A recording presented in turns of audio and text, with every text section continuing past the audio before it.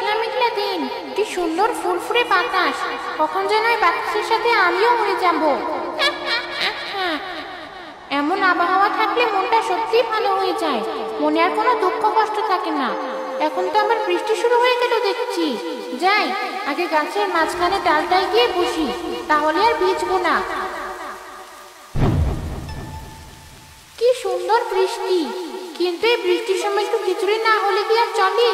বেঁচে থাকতে এমন দিনে স্বামী ছেলে মেয়েদের সাথে নিয়ে কত খিচুড়ি রেঁধে খেয়েছি, অথচ শাকচুনি হওয়ার পর একদিনও তা খাওয়া হলো না। কি আর করার, এখন এই গাছের ডালে শুয়ে শুয়ে বৃষ্টি দেখি। গিন্নি, আকাশে মেঘ এখনো থই থই করছে, মনে হচ্ছে না বৃষ্টি আর থামবে, বুঝলে তো? হ্যাঁ, বৃষ্টি তো পড়েই যাচ্ছে, থামার আর কোনো নামগন্ধ নেই। এদিকে কত কাজ পড়ে আছি, তার কোনো হিসেব নেই। এই বৃষ্টির জন্য কোনো কাজ করতে পারছি না। রান্নাটাও তো করতে হবে, না হলে খাবো কি? ঘরে আর কিছুই নেই রান্না করার, আবার বাজারও তেমন কিছু নেই। কি যে করি বৃষ্টির মধ্যে। আমি বলি কি, যা আছে তাই দিয়ে খিচুড়ি চাপিয়ে দাও চুলার উপর। এই বৃষ্টিতে খেতেও ভালো লাগবে, আর ঘরে যা আছে তা দিয়ে হয়েও যাবে। সে তো তুমি ঠিকই বলেছ, কিন্তু খিচুড়ির জন্য তেমন কোনো মশলা নেই।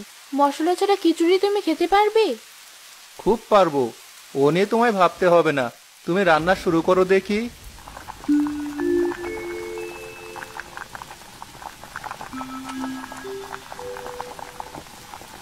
আরে বাহ, কি সুন্দর গন্ধ ছড়িয়েছে! তোমার হাতে রান্নার জবাব নেই। মশলা ছাড়াই কেমন সুন্দর গন্ধ ছড়িয়েছে দেখো। খিচুড়ি গন্ধে এই বৃষ্টি এখন আমার বেশ ভালো লাগছে। তোমার যত আজগুবি কথা।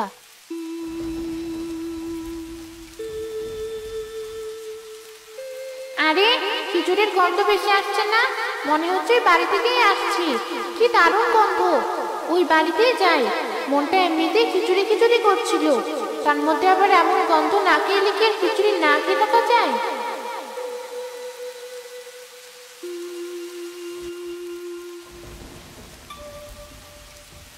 এলাম তো খিচুড়ি খেতে, কিন্তু ওদের সামনে থেকে খিচুড়িটা সরাবো কি করে?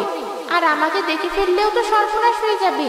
আমি বরং অদৃশ্য হয়ে থাকি, একটু অপেক্ষা করি, আগে দেখি কি করে, তারপর সুযোগ বুঝে খিচুড়ি নিয়ে হাওয়া হয়ে যাব।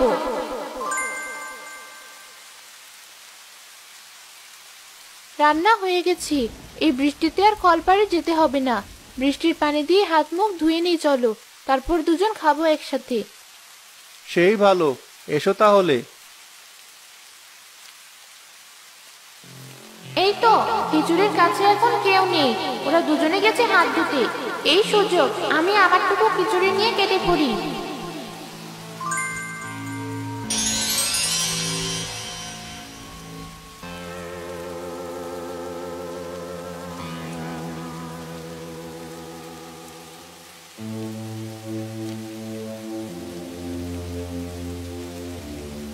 এ কি, হাড়িতে আর এটুকু খিচুড়ি কেন? বাকি খিচুড়ি কোথায় গেল? মাত্র রান্না শেষ করলাম। এই ঝড় বৃষ্টিতে তো বিড়াল কুকুরও আসার কথা নয়, আর এলেও এমন গরম খিচুড়ি খাবে কি করে? কি করে কি হলো কিছুই বুঝতে পারছি না। সে তো আমিও বুঝতে পারছি না। এখনো তো না ভেবে বাকি যেটুকু আছে দুজনে মিলে খেয়ে নেই চলো, না হলে পরে দেখা গেল একটুও কপালে জুটলো না, তখন আফসোসে শেষ থাকবে না। ঠিকই বলেছো।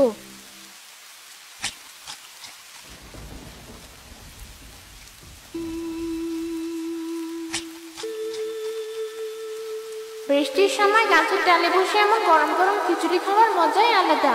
কাঁচা পশু পাখি খেতে খেতে মুখটা একেবারে নষ্ট হয়ে গিয়েছিল, আজ একটু স্বাদ ফিরল। বউটার রান্নার হাত বেশ ভালো। ঘরে যে আর তেমন কিছু অবশিষ্ট নেই, এবার কি করে চলবে আমাদের? তুমি কিছু একটা করো। কি করব বলো তো? 3 দিন ধরে কাজে যেতে পারছি না, বৃষ্টি হয়েই চলছে। এদিকে টাকা পয়সা যাচ্ছিল, সব শেষ হয়ে যাচ্ছে। এখন তো মনে হচ্ছে না খেয়ে থাকতে হবে। এত চিন্তা কেন করছো? প্রতি বছর বর্ষা এলেই তো এমন হয়, দেখবে সব ঠিক হয়ে যাবে। তুমি এত চিন্তা করো না, ওপরওয়ালা ঠিক একটা না একটা ব্যবস্থা করে দেবেন। কবে আর ঠিক হবে? পরিশ্রম তো কতই করলাম, কোথায় আর ঠিক হচ্ছে? এই অতিবৃষ্টির কারণে যা ফসল লাগিয়েছিলাম সব নষ্ট হয়ে যাচ্ছে। আমার বাবা বলতো পরিশ্রমের ফল মিষ্টি হয়। তুমি এত ভেঙে পড়ো না, ঘরে একটু চা রয়েছে, তুমি বসো, আমি তোমার জন্য একটু চা বানিয়ে আনি।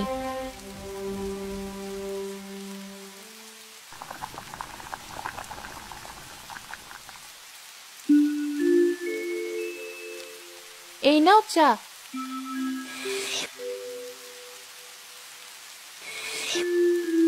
চাকে ছাতাটা নিয়ে একটু মোড়লের বাড়িতে গিয়ে দেখো কোনো কাজ পাওয়া যায় কিনা। হ্যাঁ তাই তো, আমার তো মনেই ছিল না। গিয়ে একবার দেখি কোনো কাজ পাওয়া যায় কিনা। যদি পাওয়া যায় তাহলে একটু চাল ডালের ব্যবস্থা তো হবে, এতে কয়েকদিন চলে যাবে আপাতত।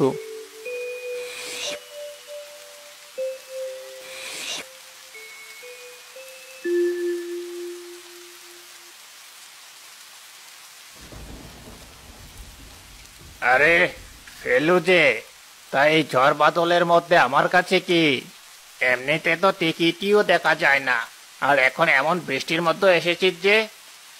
মোড়ল মশাই, বড্ড অসহায় হয়ে আপনার কাছে এসেছি। আজ কদিন হলো কোনো কাজ নেই, টাকা পয়সা আর তেমন নেই। ঘরে যা খাবার ছিল তাও এখন শেষ হওয়ার পথে। আর দুদিন কোনো রকমে চললেও এরপর হয়তো আমাদের না খেয়েই মরতে হবে। দয়া করে আপনি একটু সাহায্য করুন, আমাকে কোনো একটা কাজ দিন। বিপদে পড়েছিস বলে তুই এখন ঠিকই আমার কাছে এসেছিস, কিন্তু যখন আমার কাজের লোকের দরকার হয় তখন তোকে ডেকেও পাওয়া যায় না। তখন তোর বড্ড অহংকার হয়, তাই না? অহংকার নয় মোড়ল মশাই, আপনি যখন কাজে ডাকেন তখন আবার নিজের জমির কাজ থাকে, তাই আসতে পারি না। সেসব আমি কিছু জানি না। এখন আমার কাছে কোনো কাজ নেই। এই বৃষ্টিতে কি বা এমন কাজ থাকবে? কোনো কাজ নেই, তুই আর ঝামেলা করিস না। এখন চলে যা, আমাকে একটু বৃষ্টি দেখতে দে দেখি। কত আশা নিয়ে এসেছিলাম, কিন্তু এখন খালি হাতেই ফিরে যেতে হচ্ছে। গিন্নিকে গিয়ে কি বলবো তাই ভাবছি। হে উপরওয়ালা, তুমি আমাদের রক্ষা করো। এভাবে বৃষ্টি হতে থাকলে আমরা তো মারা পড়বো। ফেলু, মনে হচ্ছে বাড়িতে কেউ নেই, আরেকবার ডেকে দেখি তো। ফেলু, এই ফেলু, কোথায় গেলি সব? তাড়াতাড়ি বের হ, এদিকে আমি তো কাক ভেজা হয়ে গেলাম। আরে বুড়িমা, আপনি ভেতরে আসুন তাড়াতাড়ি। এই নিন, শরীরটা একটু মুছে নিন, আর আমার এই শুকনো কাপড়টা পরে নিন, না হলে ঠান্ডা লেগে যাবে যে। এই পটলিটা আমার হাতে দিন। না না, এটা আমি তোর হাতে দিব না। আমার কাছে শুধু এটাই আছে, বাকি সবকিছু তো শেষ হয়ে গেছে। এটাই এখন আমার একমাত্র সম্বল। কেন, কি হয়েছে বুড়িমা? তুই তো জানিস নদীর পাড়ে বাড়ি ছিল আমার। এই অতিবৃষ্টিতে নদীতে ভাঙন ধরে গ্রামের প্রায় সব বাড়ি নদীতে চলে গেছে। আমার বাড়িটাও চলে গেছে, আমার আর কিচ্ছু নেই। কি বলছেন এসব? যা হওয়ার তা হয়ে গেছে, কিছু তো আর করার নেই। আপনিও তো চিন্তা করবেন না, এখন থেকে না হয় আপনি আমাদের সাথেই থাকবেন। তোরা ছাড়া আমার আর যাওয়ার জায়গায় বা কোথায় আছে, তাই তো চলে এলাম। ফেলুকে দেখছি না যে, সে কোথায় গেছে এই বৃষ্টিতে? এই তো বুড়িমা, আপনি আসার কিছু আগেই বের হলো মোড়লের বাড়িতে কোনো কাজের সন্ধানে। আজ 3 দিন হলো বাড়িতে বসে আছি, তাই কোনো কাজ পাওয়া যায় কিনা সেজন্যই গিয়েছি। দিন এনে যাদের দিন খেতে হয় তাদেরকে আর এভাবে চলে বলুন দেখি? ও আচ্ছা, তার মধ্যে আবার আমি চলে এলাম, তোদের অনেক বিপদে ফেলে দিলাম। ছি ছি, এসব কথা বলবেন না বুড়িমা।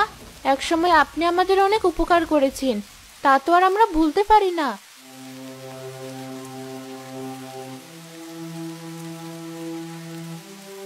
তুমি চলে এসেছো? এত তাড়াতাড়ি চলে এলে যে, কোনো কাজ কি পেলে? না, কোনো কাজই পাইনি। কি যে হবে, এত বৃষ্টির মধ্যে কেউ কোনো কাজ করাবে না। বুড়িমা এসেছে, কথা বলবে চলো। সে কখন থেকে তোমার জন্য অপেক্ষা করে বসে আছেন। এই বর্ষার দিনে আবার বুড়িমা কেন আসলো? নিজেদের খাওয়ার কোনো পয়সা নেই, তাকে এখন কি খাওয়াবো আমরা? তুমি চুপ করো, বুড়িমা শুনে ফেলবে। উনি শখ করে আসেনি, কোনো উপায় না পেয়ে আমাদের কাছে এসেছেন। এখন আমাদের মুখ থেকে এমন একটা কথা শুনলে কষ্ট পাবেন। উনি খুবই অসহায় হয়ে পড়েছেন। কি এমন হয়েছে বুড়িমার? চলো গিয়ে শুনি আগে। বুড়িমা, তুমি এসেছো? আয় বাবা, আমি তোরই অপেক্ষা করছি। সে কখন এসেছি, তুই সবে এলি, আয় বস এখানে। কেমন আছো তুমি বুড়িমা? তোমাকে এমন দেখাচ্ছে কেন? আমার যে সব শেষ হয়ে গেছে, আমার ঘর বাড়ির সবকিছু নদীতে চলে গেছে। আমি এখন ফকির হয়ে গেছি, আমার আর কিছুই নেই। এমন করে কেন বলছো? আমি তো সবসময় আছি তোমার পাশে। আমি যতদিন বেঁচে আছি তুমি আমার কাছেই থেকো। আমি জানি তুই কখনো আমাকে তোর বাড়ি ছেড়ে যেতে বলবি না, সেজন্যই তো তোর বাড়িতে এসেছি। কিন্তু তোরও তো হাড়ির অবস্থা ভালো না। সে নিয়ে আপনি চিন্তা করবেন না বুড়িমা, আমরা যদি খেতে পারি তো আপনিও পারবেন। ফেলু, তুই ভাগ্য করে এমন বউ পেয়েছিস। এই যুগে এমন বউ কারো কপালে জোটে না। আমি দোয়া করি তোরা সারা জীবন সুখে শান্তিতে থাক। হ্যাঁ বুড়িমা।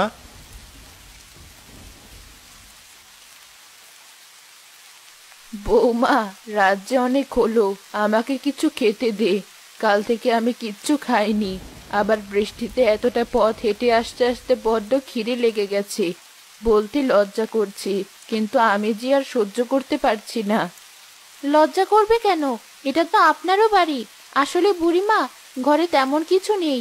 যা ছিল সেসব দিয়ে খিচুড়ি চড়িয়ে দিয়েছি চুলায়। এই রান্না হয়ে গেল প্রায়। এখনই আপনাকে খেতে দিব। তাই তো বলি, এমন সুন্দর খিচুড়ির গন্ধ আসছে কোথা থেকে। এই বর্ষার দিনে বেশি করে ঝাল দিয়ে একটু খিচুড়ি হলে আর কিছু লাগে না। খুব ভালো করেছো।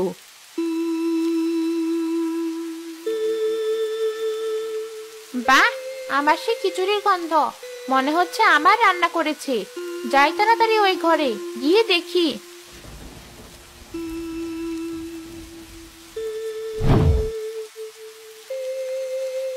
আরে সত্যিই তো, যা ভেবেছিলাম ঠিক তাই। এ বাড়িতে আবার খিচুড়ি রান্না হয়েছে। মনে হচ্ছে আমার আজকের রাতের খাবারটাও বেশ ভালো হবে। এ কি, এই বুড়ি আবার এলো কোথা থেকে? তখন তো ছিল না। এখন এভাবে জানালা দিয়ে কতক্ষণ দেখবো? খিচুড়ি নিয়ে যাওয়ার তো কোনো সুযোগই পাচ্ছি না। একজন গেলেও আরেকজন ঠিক বসে আছে। বৌমা, খিচুড়ি তো হয়ে গেছে। এবার চলো আমরা ঘরে গিয়ে বসি। খিচুড়ি চুলার উপরই থাক, নামিয়ে নিলে আবার ঠান্ডা হয়ে যাবে। তার থেকে এখানেই থাক। আমরা ঘরে গিয়ে বসি। ফেলু বাজার থেকে ফিরলে নামিয়ে নিয়ে গরম গরম খাওয়া যাবে। না না বুড়িমা, খিচুড়ি রেখে কোথাও যাব না। দুপুরে আপনি আসার আগে একবার খিচুড়ি রান্না করেছিলাম। আমরা একসাথে শুধু হাত ধুতে গিয়েছিলাম। এসে দেখি খিচুড়ি আর নেই। হাঁড়িতে একটু পড়েছিল, ওই দুজনে খেয়েছিলাম। বাকি খিচুড়ি যে কি হয়েছিল সে আমরা জানি না। তাই এখান থেকে সরা যাবে না। ও আসার আগ পর্যন্ত এখানেই বসে থাকতে হবে। বলিস কি, এত বড় সাংঘাতিক বিষয়। এখানেই তাহলে বসে থাকি দুজনে। ওর আসার সময় এমনিতেও হয়ে গেছে মনে হয়। একই জানায় পারলাম, এমনিতেই বৃষ্টিতে ভিজে শাকচুন্নি থেকে কাক হয়ে যাচ্ছি। তারপর ওরা আবার বলছে এখান থেকে যাবে না। তাহলে আমি কি করে খিচুড়ি খাবো? আর কিছুক্ষণ অপেক্ষা করি তাহলে। ভালো কিছু খেতে হলে তো একটু সবুর করতেই হবে।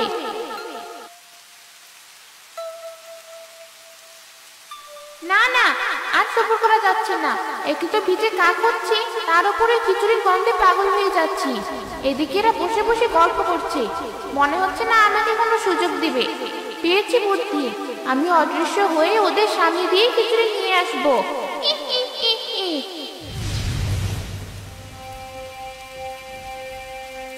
বুড়িমা, আমিও যা দেখছি আপনিও কি তাই দেখছেন? আমিও তো তাই দেখছি। এসব কি হচ্ছে? পালা তাড়াতাড়ি। এই নিশ্চয় কোনো শাকচুন্নির কাজ। কোনো শাকচুন্নির হয়তো তোদের সংসারে নজর পড়েছে। পালা এখনই। হ্যাঁ বুড়িমা, তাড়াতাড়ি চলুন।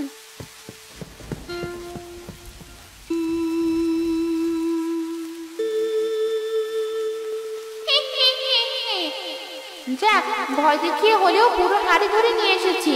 খেয়ে না হয় আবার হাড়ি দিয়ে আসবো। তারপর আবার রান্না করলে আবার গিয়ে নিয়ে আসবো।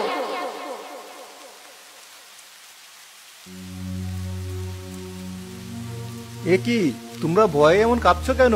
কি হয়েছে তোমাদের?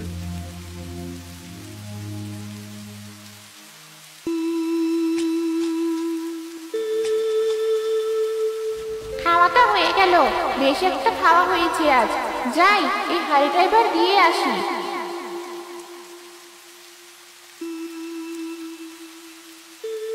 আরে, মনে হচ্ছে ঘরের মধ্যে ওরা কি সব বলা বলি করছে। জানালা দিয়ে একটু শুনে দেখি তো। বলো কি গিন্নি, এবার কি হবে? আমরা তাহলে খাবো কি? আর তো ঘরে কিছু নেই, টাকা পয়সাও কিছু নেই।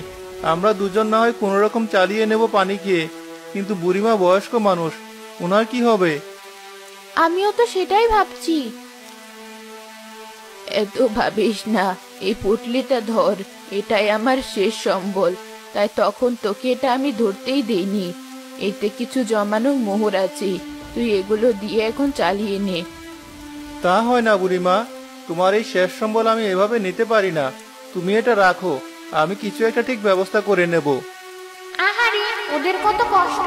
ওরা সবাই অনেক ভালো মানুষ, কিন্তু আমি ওদের সাথে বড় অন্যায় করেছি। আমি ওদের সাহায্য করব। তোরা কোনো চিন্তা করিস না, আমি তোদের সাহায্য করব। কে কে কথা বলে? কে তুমি? তোমাকে তো দেখতে পাচ্ছি না, সামনে এসো। কে তুমি?